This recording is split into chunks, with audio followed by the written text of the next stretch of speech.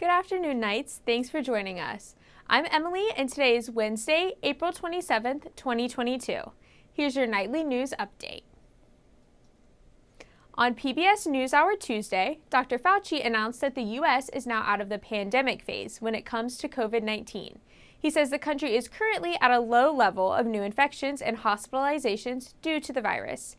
As for other parts of the world, Fauci says the pandemic is still ongoing, but the U.S. can keep the infection rates down by getting vaccinated intermittently. The men's ultimate frisbee club at UCF will head to their regional competition this weekend.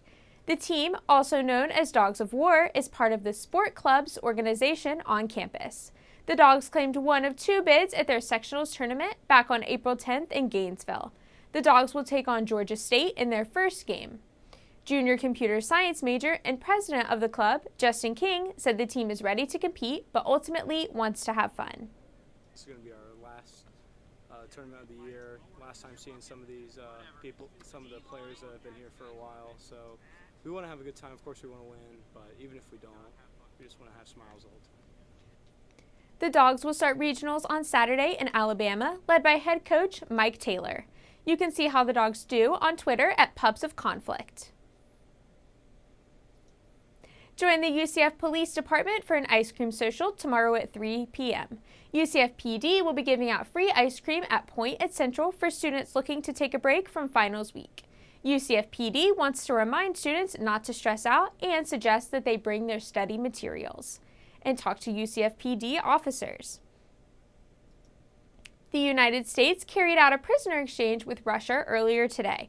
Trevor Reed, a former Marine from Texas who was jailed in Moscow for assaulting an officer, was traded for Konstantin Yaroshenko, a Russian pilot who had been jailed in Connecticut for conspiracy to smuggle cocaine. The exchange happened in Turkey.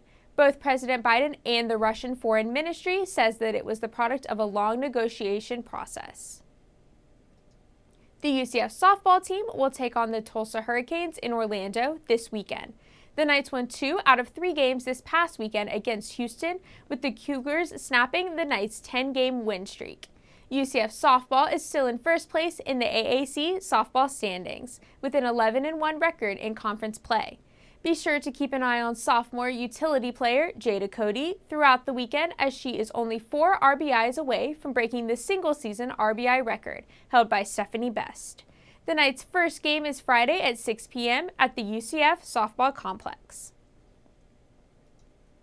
Now let's take a look at today's weather forecast. Today's high is 89 degrees with partly cloudy skies and a 15% chance of rain.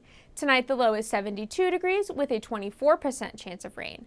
Tomorrow's high is 81 degrees with partly cloudy skies and a 35% chance of rain. That's all the time we have for now. Make sure to keep up with all that's happening throughout the week by following us on Instagram at UCF Knightly News. And check back here tomorrow for another nightly news update. I'm Emily. Thanks for watching and have a great day.